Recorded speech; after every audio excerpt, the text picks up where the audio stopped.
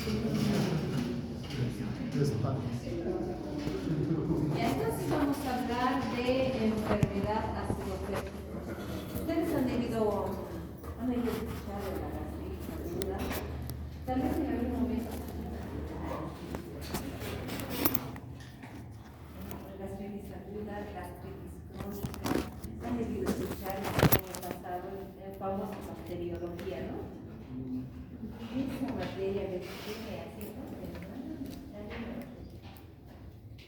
Pero grave, ¿no? Dice, materia crónica, ¿no? Entonces, ahí hablaba también de una bacteria, ¿no? ¿Qué bacteria es? Y daban algunas características del pylori. Por ejemplo, según la clasificación, es una bacteria negativa. Es una bacteria gram negativa, tiene la forma de espiral y es microaerofila. Estas son las características bien simples de esa bacteria, ¿no? Y la asocian con cuadros gastrointestinales. Hasta ahí estamos bien, ¿no? Cuadros gastrointestinales. Y esos cuadros gastrointestinales tienen que ver justamente con los factores de virulencia que tienen el Helicobacter pylori. Es tan bonita esta bacteria, pero es de terror, ¿no? Terror lo que puede generar, ¿no? Desde una gastritis aguda hasta un cáncer gástrico, hasta un linfoma tipo 9. O sea, el hecho de que esa paciente, siempre hay una relación, los procesos inflamatorios, si no se controlan, van a generar lesión inflamatoria tisular, y esa lesión inflamatoria tisular va a generar alteraciones celulares, como por ejemplo las alteraciones celulares como la metaplasia y después la displasia. Y esas alteraciones pueden generar posteriormente adenocarcinoma. Entonces, por eso es el interés, y ustedes también hoy día, ¿qué piensan hoy? 16. Recuerden esto, cuando una persona va a la consulta y tiene pirosis, tiene dolor, urete, epigastrio, náuseas, vómitos, pensar siempre no ser esta bacteria que se encuentra ahí, porque tenemos del 70 al 80% de la población ha estado en contacto con el Helicobacter pylori durante la niñez, o sea, 70 al 90%. Es decir, de esta sala, 7 al 9 de todos, la mayoría, ha estado infectado con el Helicobacter pylori. Pero los mecanismos de defensa del huésped han sido efectivos y los han mantenido en línea. No ha generado más, tal vez, una gastritis aguda durante la niñez. Por ejemplo, los niños no tienen comer y todos están, ¿no? Que coman, ¿no? Tosigando al niño. Pero los niños también tienen las infecciones agudas y tienen las gastritis agudas. Puede ser esos episodios iniciales donde entra en contacto el niño con el Helicobacter pylori, pero es de 70 a 90%. ¿No? Fíjense, la importancia es que ustedes hagan la asociación con síndromes ulceropépticos, la gastritis aguda, la gastritis crónica, hagan la relación con alteraciones celulares del tipo de la metaplasia y la displasia. Y eso con el adenocarcinoma. Entonces, el paciente que tiene reiterativamente sus cuadros gastrointestinales, hay que buscar, hay que indagar a esa bacteria, ¿no? Entonces, a veces veo también que dicen muy alegremente, mi gastritis, ¿no? Y mi gastritis es crónica. Genera alteraciones celulares, proceso inflamatorio con alteración celular, de metaplasia a la displasia. Entonces, y eso a la adenocarcinoma. Entonces, ese paciente se tiene que identificar. Y si se lo identifica, hay que hacer el tratamiento. porque el tratamiento es altamente efectivo y es un tratamiento que está a la mano, ¿no? Es antibióticos inhibidores de la bomba de protones, básicamente. Entonces, 7 a 10 días de tratamiento, ya. Entonces podemos ese paciente aliviarle, porque no es nada agradable tener estos cuadros repetitivos, ¿no? Y a veces el paciente tiene esta historia, ¿no? Tiene la pirosis, tiene el dolor urente en el epigastrio, un poco de náuseas, vómitos, y va a la farmacia y se medica, ¿no? Siempre está medicado. Entonces eso tampoco es lo correcto, porque lo ideal es identificar a la bacteria, sabiendo que el 70%, 80 a 90% ha estado en contacto con ella. Sí, estamos hasta ahí. Ese es mi idea. Y tenemos que detectar, y tenemos que indagar qué lesión ha generado el tubo digestivo. ¿Qué lesión ha generado?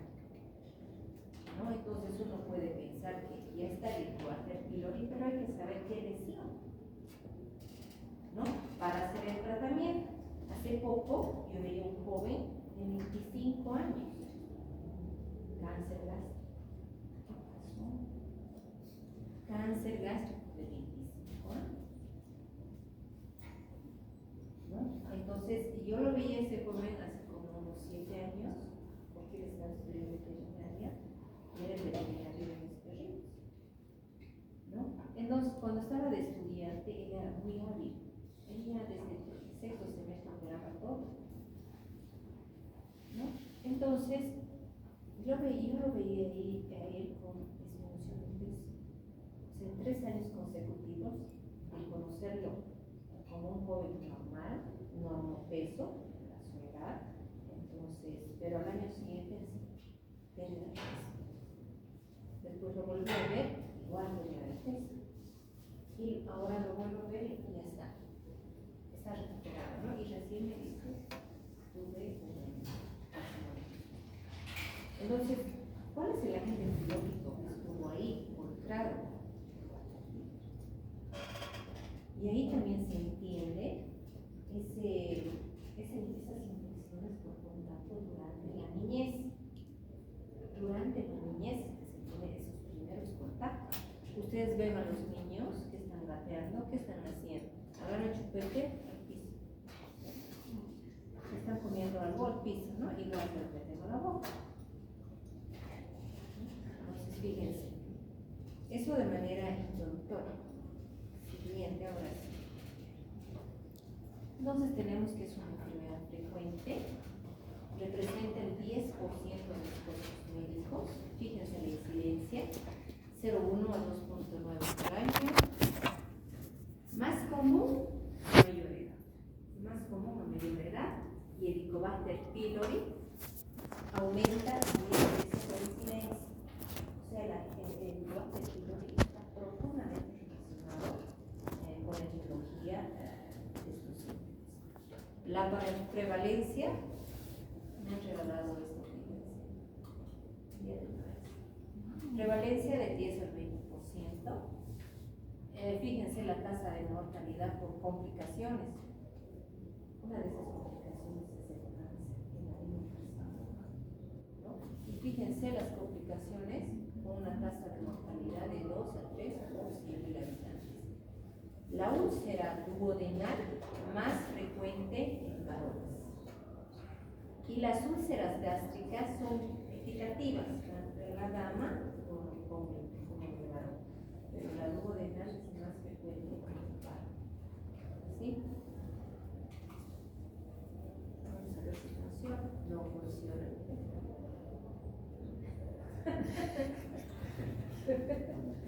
Es que creo que hay que poner algo. Ya. Fíjense la epidemiología. Siempre es importante saber la epidemiología, porque quiere decir cómo se comporta esta enfermedad, ¿no? Dice, el 50% de la población adulta la presenta. cuando hablamos de la infección, el 50% de la población, 20% de niños menores de 10 años y el 80%, fíjense, 80% de las personas mayores de 70 años, es decir, mayor prevalencia. Entonces, fíjense, están infectados por Helicobacter pylori. A ver quiénes son los únicos que no están infectados por Helicobacter pylori en esta sala. Ya No existe. No, han podido tener contacto con Helicobacter pylori, pero sus mecanismos de defensa son efectivos, que ha generado una gastritis aguda y quedó ahí. ¿No? Entonces, no quiere decir, todos nos están contando, solamente nuestros mecanismos de defensa han sido efectivos, ¿no? Y han generado un cuadro agudo que se autolimita. ¿No? No hay que ser negativos, tal vez esos, justo los que no están contaminados aquí, ¿no? Entonces, fíjense, dice, el 25% de los usuarios de AINES pueden presentar alguna alteración, el 25%. Aquí ingresa ya algunos fármacos que utilizamos de manera muy frecuente, los AINES. Entonces, estamos de primera, hemos hablado de la otra de Helicobacter pylori, y aquí estamos hablando ahora de los AINES. Y dice, el 25% de los usuarios de los AINES pueden presentar algún tipo de alteración en relación a la enfermedad ulcerosa. Los AINES, casi todos los pacientes que ingresan al hospital están con AINES, ¿no?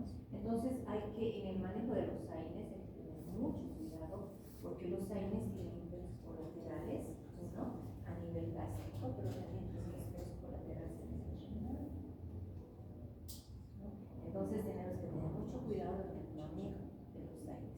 Son medicamentos muy nobles que todos los hemos consumido, pienso, ¿no?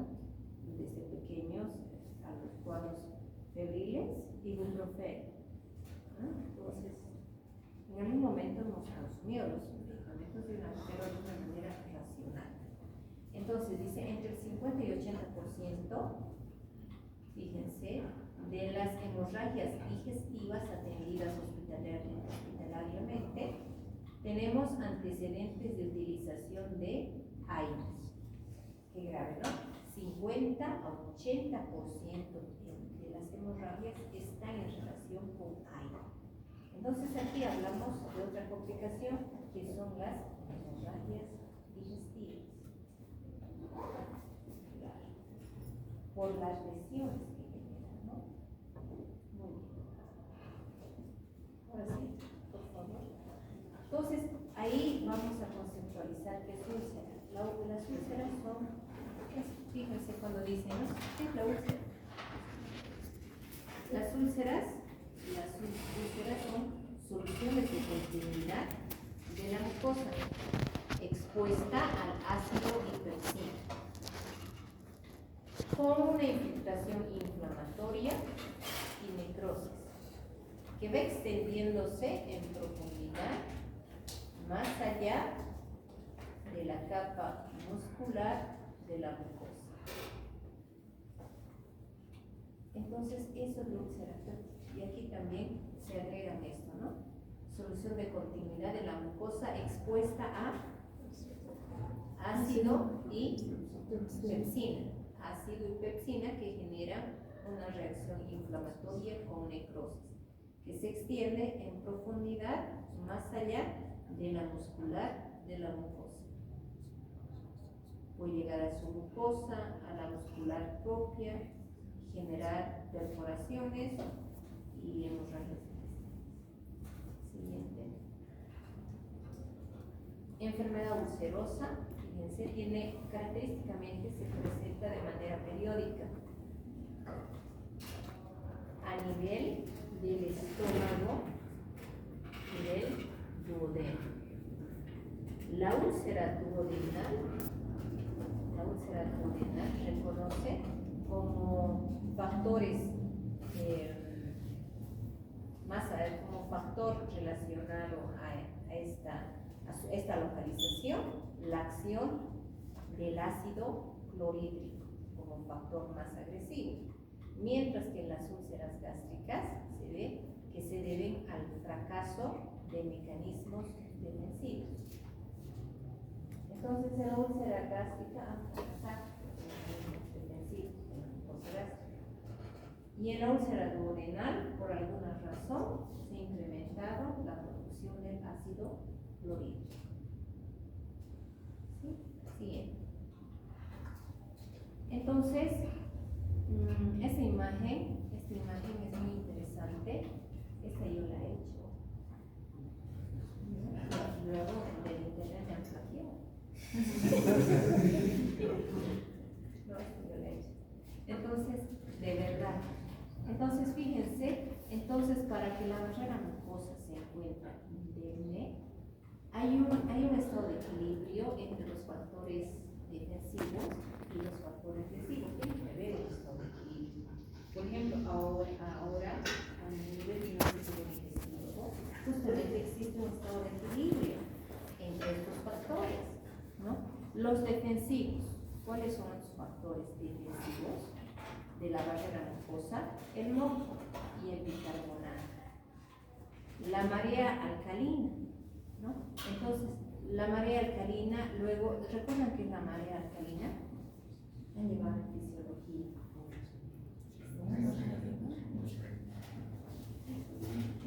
Es un proceso fisiológico normal, quiere decir que luego de consumir alimentos, comienza primero la liberación de hidrogeniones hacia la luz del estómago, ¿no? Para iniciar la digestión, ¿no? Y por otro lado vemos que también se incrementa la cantidad de bicarbonato. Y justamente se incrementa la producción de bicarbonato para que se produzca una alcalinidad a nivel de la sangre, ¿no? Entonces es en esa primera etapa en que se consumen los alimentos. Entonces se eleva el pH. Esa es la marea alcalina. O sea, luego el consumo y liberación de hidrogeniones, pero también de bicarbonato. Y se eleva el pH y se torna más alcalino. ¿Ya? Entonces eso es normal. Luego tenemos la impermeabilidad de la mucosa, la restitución epitelial. Fíjense que yo he agregado esto. ¿Recuerdan qué es esto? En la restitución del epitelio, el epitelio del estómago, justo ese epitelio puede dañarse, y para la restitución de ese epitelio tenemos unos péptidos pequeños, que son péptidos pequeños superficiales, que son los trefoifactos. Y estos trefoifactos son el 1, el 2 y el 3. ¿No se me olvida? Son péptidos pequeños que se encuentran en la superficie de la mucosa gástrica, y cuando se produce una lesión, las encargadas de la restitución de ese epitelio son estos péptidos pequeñitos, ¿no? Que van restituyendo la mucosa. Luego tenemos el flujo sanguíneo, muy importante, y las prostaglandinas. Fíjense, las famosas prostaglandinas, que forman parte, aseguran un adecuado flujo sanguíneo hacia la mucosa gastrointestinal. Las prostaglandinas que tienen este efecto protector, citoprotector, son la prostaglandina E2 y la prostaglandina I2 o prostaciclina. Son esas dos. Bueno, entonces fíjense, tenemos ahora, por ejemplo, los pacientes que se encuentran con hemorragia digestiva, está con hemorragia digestiva, ¿cómo va a ser la irrigación a nivel del tubo digestivo? Están con hemorragia, pero los procesos de reparación tienen que activarse, ¿no? Y los procesos de reparación se activan cuando hay flujo sanguíneo. Imagínense, están en hemorragia, están perdiendo volemia, entonces los procesos reparativos no funcionan, ¿no? Entonces, para una adecuada, para mantener la barrera mucosa indemne, el flujo sanguíneo debe estar preservado. Y las prostaglandinas también tienen que tener su efecto, especialmente prostaglandina E2 e I2, prostaciclina. Entonces, fíjense los factores lesivos, factores defensivos y factores lesivos. Estos factores lesivos, fíjense en este orden. Yo he hecho al intento este orden para confundir. No es cierto.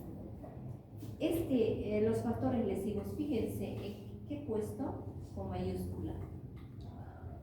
Helicobacter pylori viene de primero, luego viene Aedes, ¿no? Luego los procesos con afectación y irritación sanguínea, isquemia, ¿no? Luego fíjense viene el ácido clorhídrico, la pepsina, el alcohol, tabaco y los ácidos biliares. A ver, ¿quién consume alcohol? Obviamente nadie, ¿no es cierto? Pero digamos un brindis, pero ya está nuestra amiga de manera generalizada, ¿no? Entonces fíjense que el consumo de alcohol, obviamente el alcohol no es malo, ¿no? Digamos una copa, es bueno, ¿no? De manera ocasional, ¿no? ¿Ya? Entonces fíjense en Helicobacter pylori, Aedes, isquemia, ácido clorhídrico, pepsina, alcohol, tabaco, ácidos biliares. Vamos a ver, vamos a hablar de la pepsina. ¿Qué hará en la pepsina? Claro, se libera en la digestión para la degradación de proteínas, ¿no es cierto? A ver qué hará los Aedes. Ya ustedes me llaman Aedes, ¿no? ¿A dónde que va? Ya dicho que está con coche, ¿no? ¿Qué hacen los Aedes? Ah, muy bien. Hacen inhibición de la producción de prostaglandinas. ¿Bloquean qué? ¿Cuáles son las citoprotectores?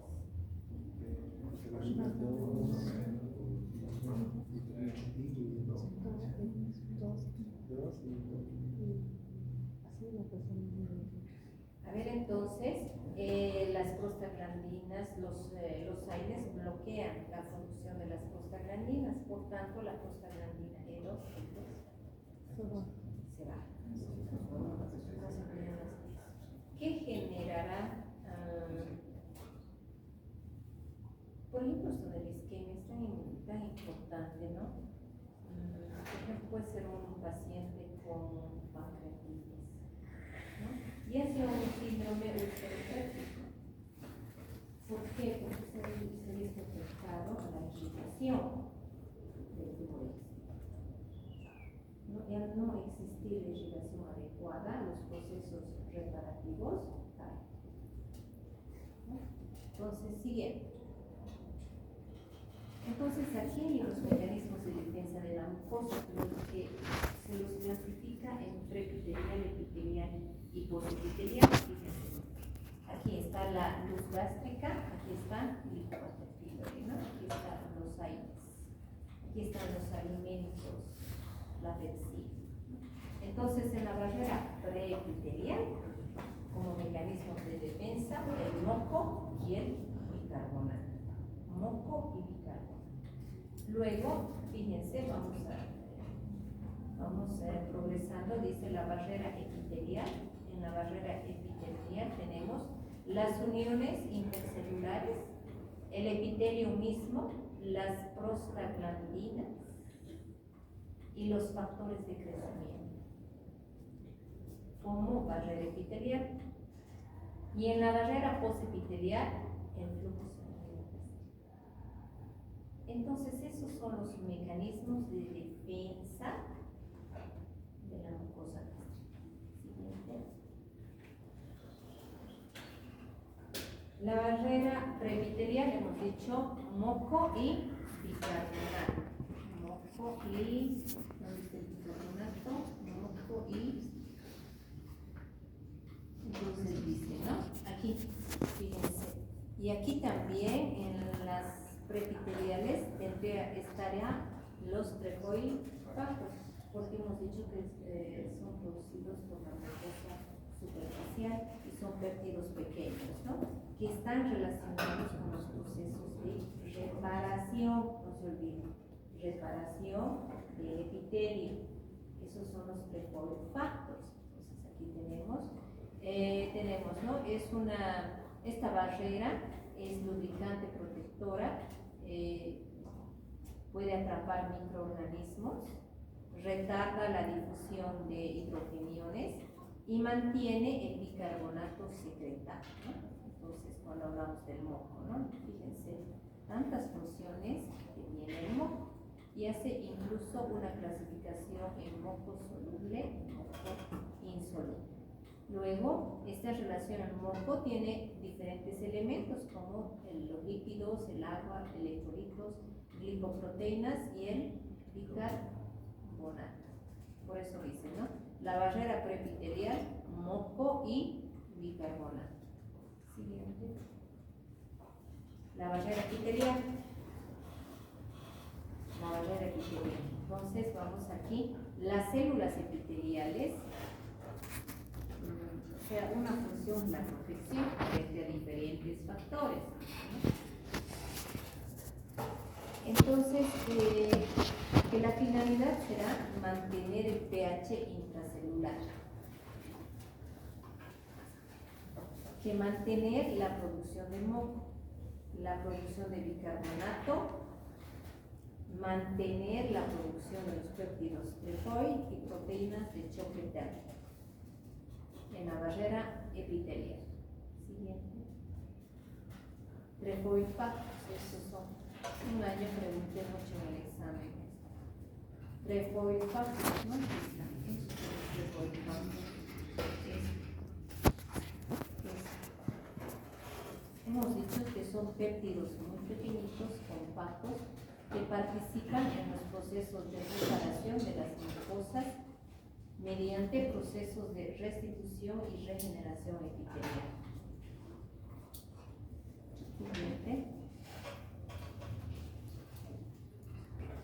Tenemos acá los factores de crecimiento, como fíjense, tantos factores de crecimiento, factor de crecimiento epidérmico, factor de crecimiento transformativo. Luego tenemos factor de crecimiento de los fibroblastos y los trefoifactos. Todos para la restitución celular. Barrera postepitelial, flujo sanguíneo. Incluso más abajo, flujo sanguíneo. Dice, el flujo sanguíneo mucoso es el principal factor que contribuye para mantener la salud de la mucosa. Las prostaglandinas tienen efecto psicoprotector de la mucosa gástrica, ya que aumentan las secreciones del moco, la secreción de bicarbonato, el flujo sanguíneo y la restauración epitelial. Fíjense las funciones de las prostaglandinas. Aumentan la secreción de moco, la secreción de bicarbonato, el flujo sanguíneo y participan en la restauración epitelial. Sobre todo los pacientes que consumen AINES pueden tener serias complicaciones, ¿no? Porque fíjense, no se produciría moco, disminuiría la producción de bicarbonato, se afectaría el flujo sanguíneo y no tendrían restauración epitelial. Siguiente. Entonces, eso en relación a los mecanismos de defensa. Fíjense también los mecanismos de agresión de la mucosa. Esos mecanismos de agresión de a primera, tenemos aquí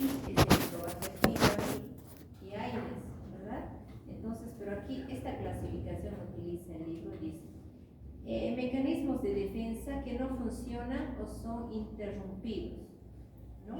Por ejemplo, en situación de shock, la enfermedad cardiovascular, la hepatopatía y la insuficiencia renal. ¿A qué nivel se encuentra la afectación en estas enfermedades?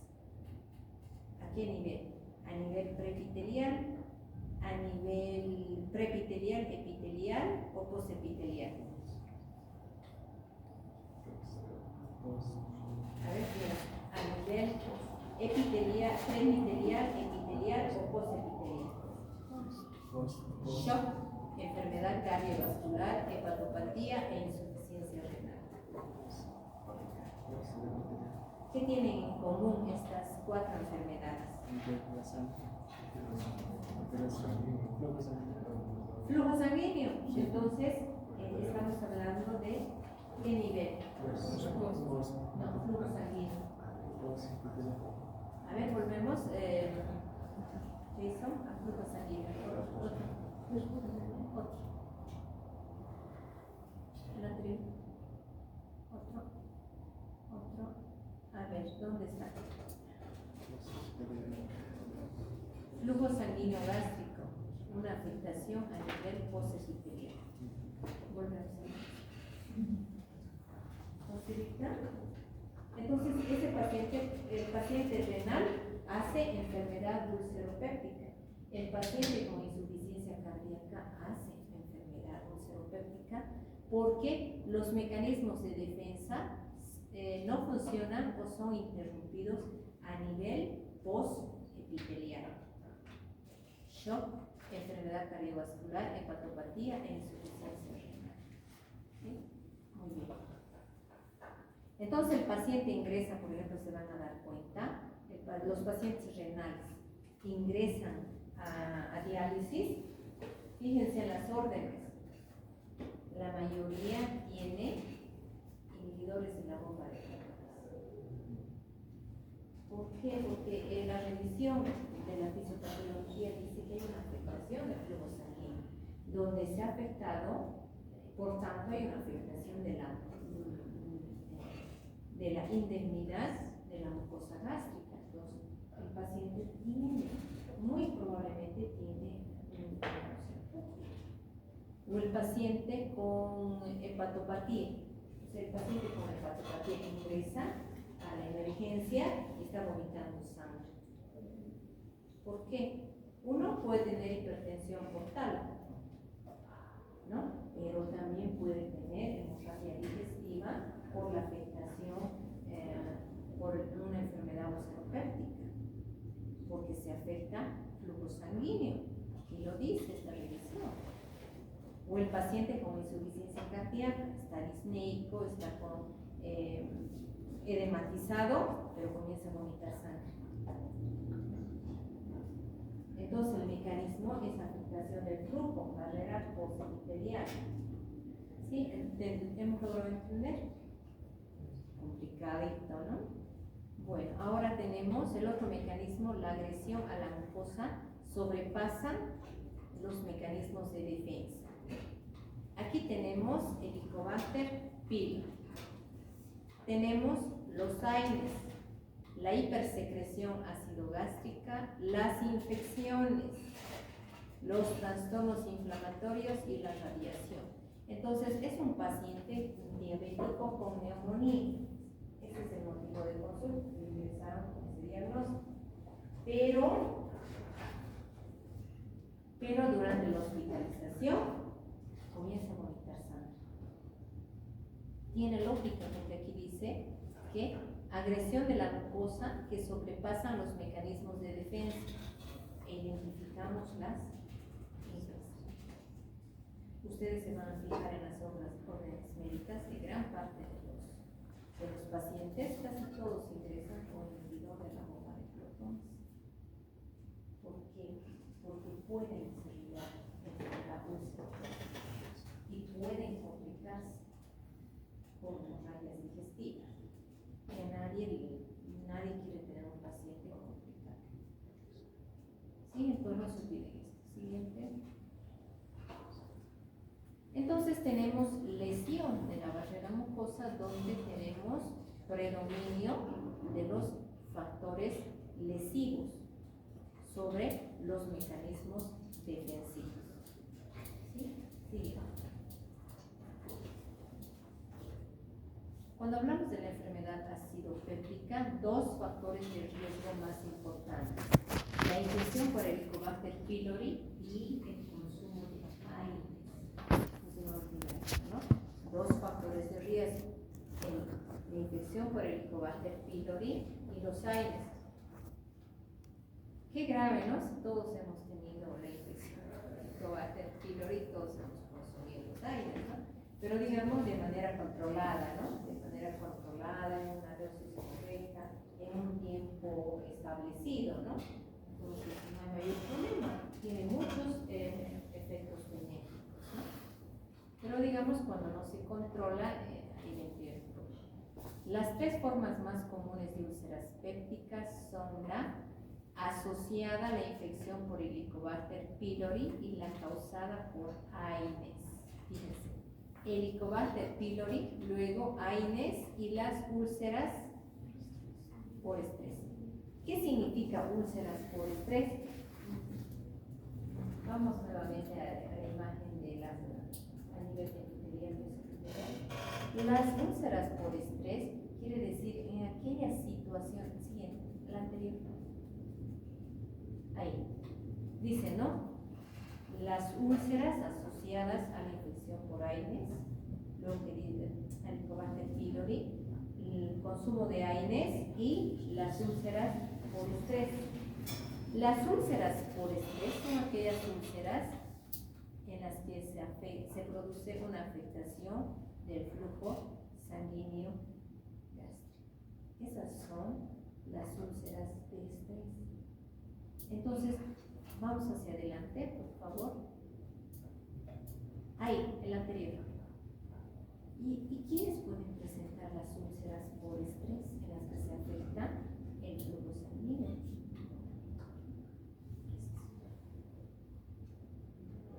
Pacientes en shock, pacientes con enfermedad cardiovascular, insuficiencia renal, pacientes con insuficiencia respiratoria, pacientes con pancreatitis complicada, pacientes con quemaduras. Ellos tienen úlceras por estrés, porque la afectación es a nivel de la barrera postepitelial y estamos hablando de flujo sanguíneo. Entonces, uno ingresa, por ejemplo, a terapia intensiva, a ver los que van a ser terapistas. Todos sus pacientes van a tener inhibidor de bomba de protones. ¿Por qué? Porque el evento crítico de ese paciente, a esa unidad ingresan pacientes complicados con shock. Por lo tanto, el flujo sanguíneo en la barrera postepitelial ya se encuentra afectado.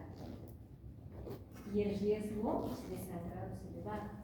O un paciente con un síndrome coronario agudo, se afecta también el flujo sanguíneo a nivel de la mucosa vaginal. Hay riesgo, ¿sí? Entonces no se olviden de eso. Siguiente, ¿dónde estábamos? Entonces aquí, cuando hay lesión de la mucosa, los factores lesivos han sobrepasado a los defensivos. Siguiente. Eso también ya lo dijimos, los tres, ¿no? La infección por Helicobacter pylori, la causada por AINES y las úlceras por estrés. Entonces, en ese paciente, que ahora en este momento les digo, 50, 70% hemos tenido infección por Helicobacter pylori durante la niñez, ¿no? Entonces, tenemos que, en otras palabras, identificar porque es la primera causa, ¿no? Tenemos que hacerle una endoscopía al paciente, tenemos que sacar una muestra, una biopsia, ¿no? Tenemos que ver si hay lesión, si ha generado una gastritis crónica, si ha generado una úlcera. Tenemos que hacer sí o sí la endoscopía. Sí o sí tenemos que hacer la endoscopía, porque si vamos a encontrar lesión, tenemos que identificar si hay metaplasia o si hay displasia. Sí o sí. Y la única manera es por endoscopía. sacar una muestra y llevar a patología. Y si identifican que está Helicobacter pylori, hay que hacer el tratamiento de erradicación. Eso es bien importante, ¿no? Porque a veces no, el paciente tiene cuadro clínico de una enfermedad ulceropéptica y le medita. Digamos una vez está bien, pero pues otra vez no. Hay que hacerle una endoscopía alta porque la asociación Helicobacter pylori, AINES y úlceras por estrés, ¿no? Si está yendo a la consulta, bueno, no es hepatópata, ustedes investigarán, no consume AINES, pero queda de a primera Helicobacter pylori. Siguiente. Aquí está la prevalencia. ¿Dónde estamos nosotros? Estamos por aquí, yo buscando en África. Aquí, fíjense. Ay, esto todavía es más desastroso, ¿no? La prevalencia de infección, fíjense, estamos como por acá, ¿no? 80%. Y fíjense un poquito más allá, 90%, pero es catastrófico la infección por el Helicobacter pylori. Pero no se olviden, nuestros mecanismos de defensa, si son efectivos, solamente generó un cuadro de la salud. Pero si nuestros mecanismos defensivos no son lo suficientemente buenos, ha podido empezar. Siguiente. Helicobacter pylori. Fíjense esa dulce bacteria de gran negativo en forma de espiral. Helicobacter pylori, prevalencia mayor a mayor edad. ¿Se acuerdan que decía la infección es mayor a los pacientes más de 80 años? Dice prevalencia del 80 al 95%. En ese gráfico está con 90%, ¿no? Transmisión fecal oral, oral anal. Asociación, úlcera gástrica y duodenal del 1 al 10%, cáncer gástrico aquí 0,1 al 3%, linfoma mal gástrico, esto menor al 0,01. ¿Cuál es la intención que digamos yo quiero enseñarles a ustedes? Es que sí, el Helicobacter pylori hay una asociación con úlceras duodenal gástricas, pero la asociación también con las alteraciones celulares que puede generar y a futuro el cáncer gástrico y el linfoma lipomal. Por eso ese paciente que tiene ese cuadro clínico sugestivo de enfermedad ulceropéptica, hay que hacerle endoscopía, hay que hacerle biopsia, ¿no? Y a veces es el temor. No hay que tener ningún temor, porque ahora, o sea, la medicina ha avanzado tanto que de verdad el paciente ingresa muy seguro al procedimiento, ¿no? Hay unidades de endoscopía donde entran bajo sedación, ¿no? Bajo sedación controlados por la anestesióloga, lo sedan y luego entran al procedimiento. Salen del procedimiento así rapidísimo y listo, y no recuerdan nada, ¿no? Tal vez aquí un poco de dolor en la garganta, pero más nada, no es traumático, definitivamente no es traumático. Si el paciente tiene patología cardíaca o otro tipo de patología, simplemente se hace la valoración cardiológica para que ingrese al procedimiento, le dan su riesgo cardiológico y con las medidas preventivas ingresa igual, ¿no? En un ambiente seguro y es sumamente rápido, o sea, es un procedimiento tan habitual, la endoscopía y la biopsia, no se olviden de eso. Siguiente, Helicobacter pylori, fíjense. Bacteria de espiral, microaerófila, gram negativo. ¿No? Helicobacter pylori generar la hidrólisis de la urea. Y está el desdoblamiento en amoníaco y carbonato, ¿no? A través del ureasa genera la hidrólisis de la urea, ¿no? Y genera estos dos compuestos. Y el amonio, ¿qué produce el amonio? Fíjense, viene Helicobacter pylori, el amonio, y que genera daño celular directo. Provoca retrodifusión de iones hidrógeno e inactiva el complemento. El complemento es un mecanismo de defensa, ¿no? Y lo inactiva. Fíjense esa bacteria. El bicarbonato, dice, el bicarbonato neutraliza la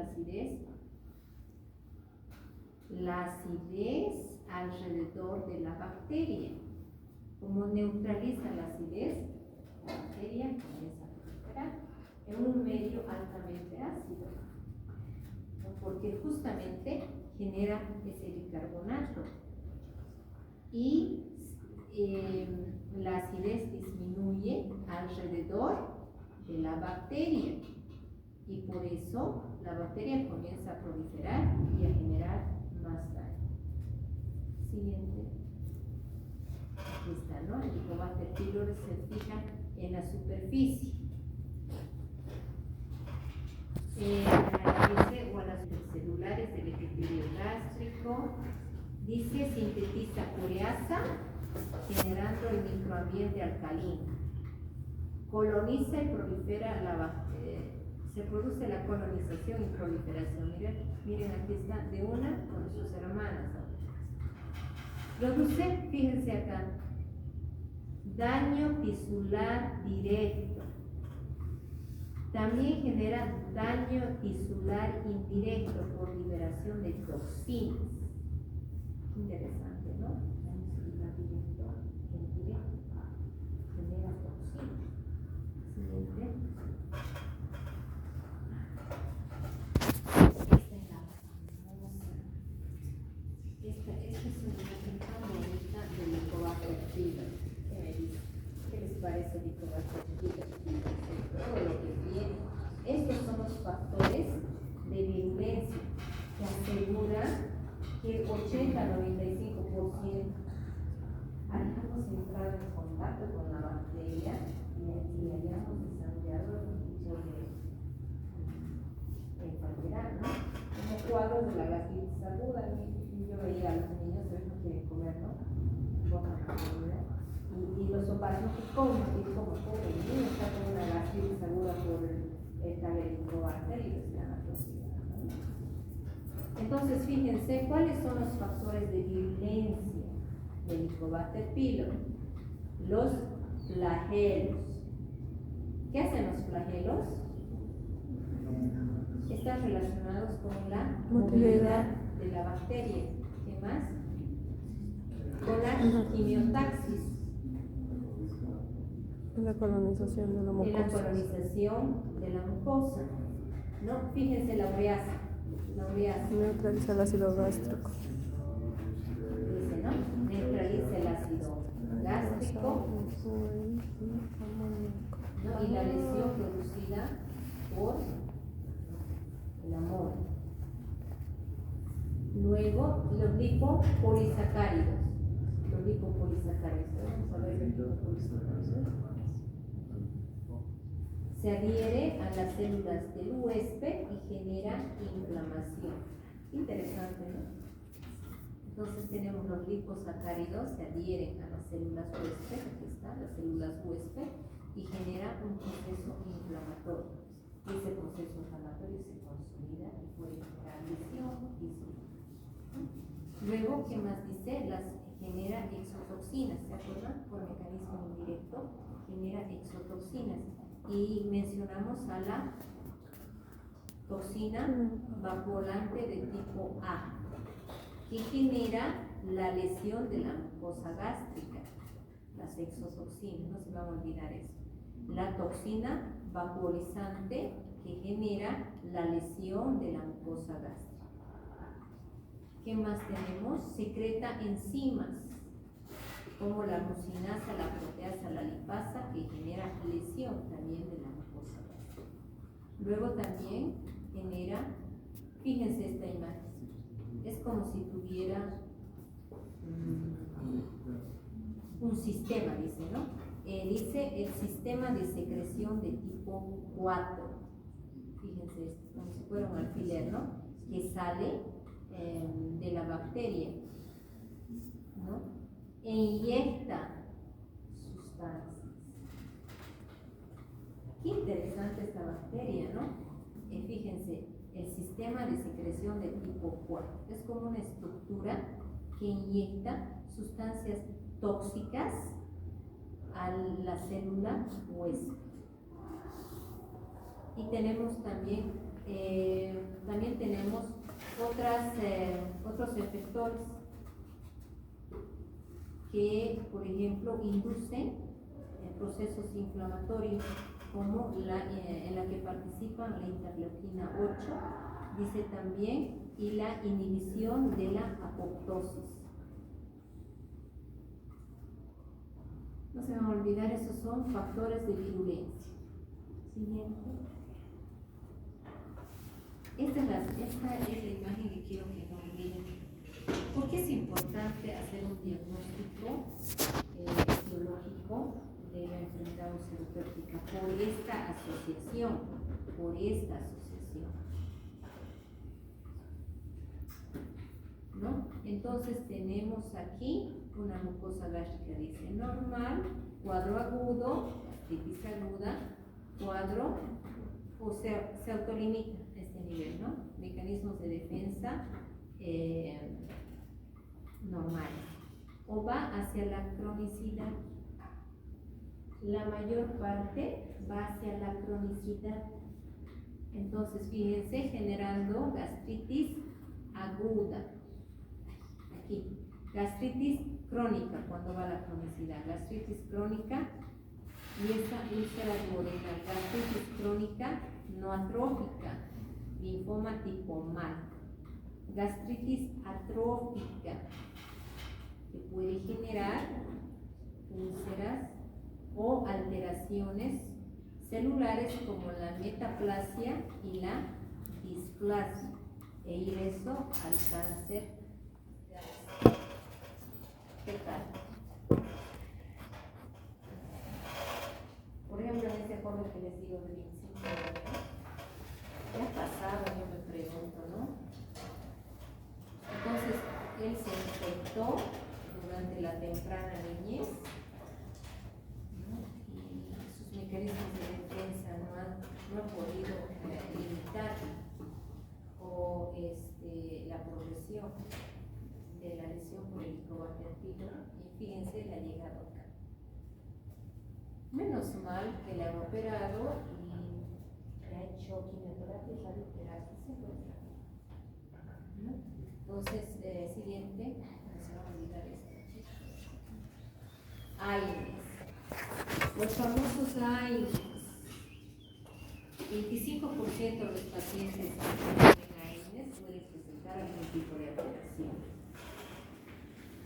Dice, el riesgo relativo de presentar complicación por AINES es 2.7 veces mayor que la población en general. Entre el 50 y el 80% de las hemorragias digestivas tienen antecedentes de haber utilizado AINES recientes. Por ejemplo, esos pacientes con artritis reumatoide todo el tiempo están consumiendo antiinflamatorios. O los pacientes con patología, por ejemplo, los que sufren fractura de carril o tienen problemas articulares, entonces el consumo de AINES es muy fuerte. Entonces, en estos pacientes, si le dicen, ¿no?, en los antecedentes, ¿qué enfermedad tiene? Puede ser artritis reumatoidea, comienza a vomitar sangre, AINES, ¿no? O es un paciente que se encuentra recibiendo hace 10 días AINES y nadie se ha fijado, ¿no? Nadie se ha fijado la dosis, nadie se ha fijado cuántos días. Ya son 10 días, ¿no? Y el paciente comienza a vomitar sangre. ¿No? Entonces, por ser interno se tiene que fijar cuántos días están recibiendo este medicamento, qué dosis están recibiendo. Los AINES, 5 días. Máximo. 3 dosis al día, máximo. Cuando se habla de clorrenato, ibuprofeno. 5 días. No se olviden de eso, ¿ya? Siguiente.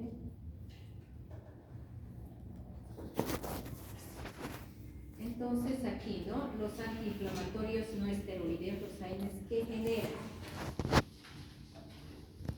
Tengo una otra carterita, sí, con fecha de hoy, que dice, es un Word. ¿Y lo pones? Actualizarlo donde dice fecha de modificación. Ahora, pues hoy.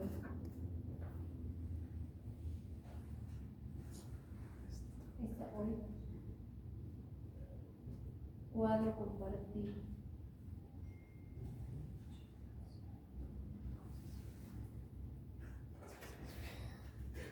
Esto, miren, esto es preciadísimo, ¿no? ¿Qué dice?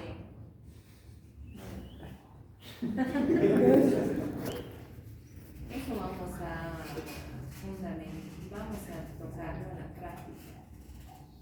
Aquí están todos los efectos que generan los factores agresivos, ¿no? Y ustedes los van a tener. Bajaremos a Inés, por favor.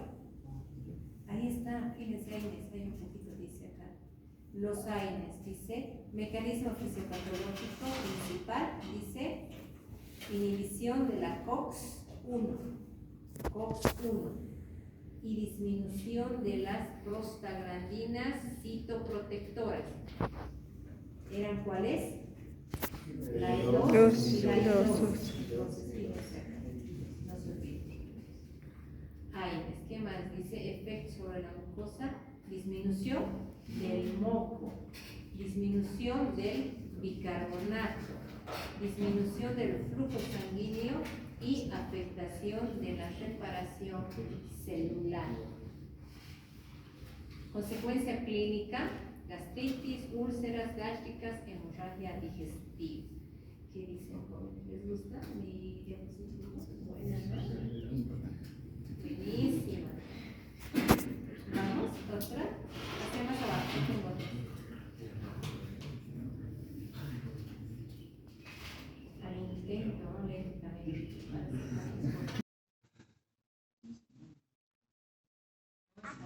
Fíjense. Esta me encanta porque realmente es buena. Resumen de mecanismos fisiopatológicos. Fíjense, aquí está. Dice AINES. Dice aumento AINES. Dice aumento de la producción de moco. ¿Qué más dice? Disminución, no, AINES. Aumento de la producción de ácido clorhídrico, ¿no? Aquí. Dice disminución del moco. Disminución del bicarbonato. Disminución del flujo sanguíneo. Inflamación, procesos inflamatorios y retraso en la cicatrización. Eso genera los AINES en el paciente. No se lo olvidan. A ver el alcohol, a ver quién tomaba alcohol, me han dicho. ¿Cómo se llama su compañero?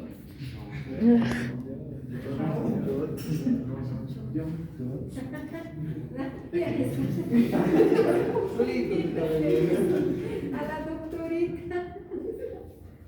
No, no es cierto, no es cierto. A ver quién fuma. A ver, vamos a ver de los que toman, fíjense. Incrementa el ácido clorhídrico, dice acá, ¿no? Luego dice disminuye el moco, disminuye el bicarbonato, dice disminuye el flujo sanguíneo. ¿Qué más?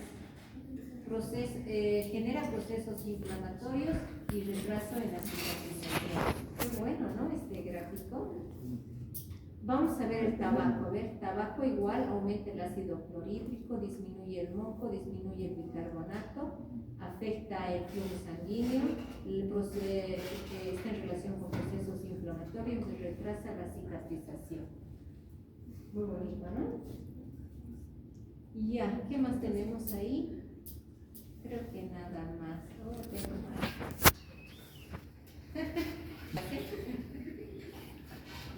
A ver si se portan bien. Vamos a ir a las copias. Aquí está, fíjense. Es lo que hemos dicho también, los AINES disminuyen las prostaglandinas, las citoprotectoras, la prostaglandina E2 y la prostaciclina, prostaglandina I2, ¿no? Se afecta el flujo sanguíneo, disminuye la regeneración celular y por lo tanto los procesos regenerativos, disminuye el bicarbonato, disminuye el moco y también aumenta la acidez del medio. Dice la afectación del flujo sanguíneo. Siguiente. Podemos poner podemos activar, es un video. A ver, vamos,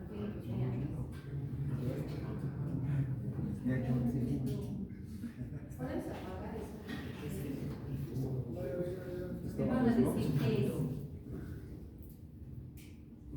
Ahora sí, ¿qué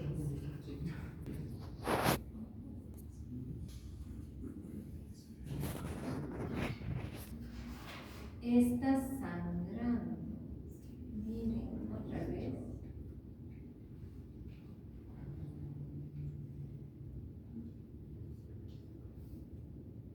Entonces, justamente vamos a hablar de las complicaciones. Y una de las complicaciones son las hemorragias, ¿no? Aquí está. Dice, la enfermedad ulceropéptica genera el 50% de las hemorragias.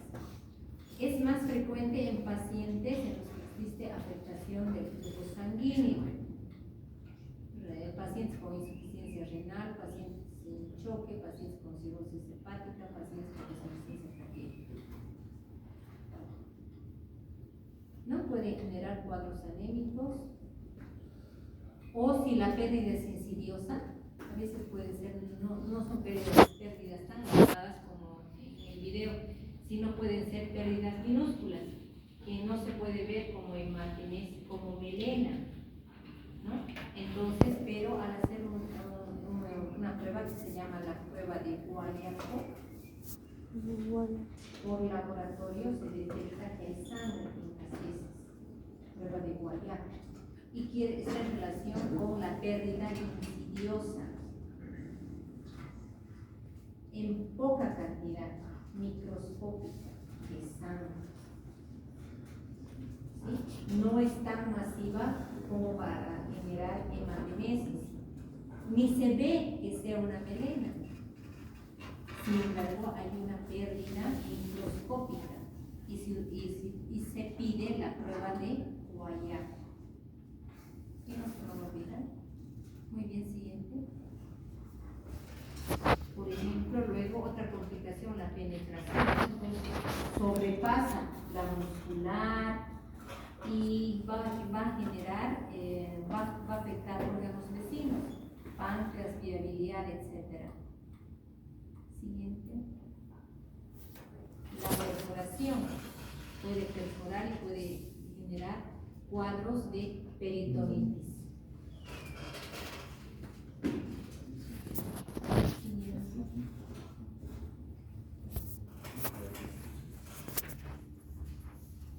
Entonces también puede generar cuadros obstructivos,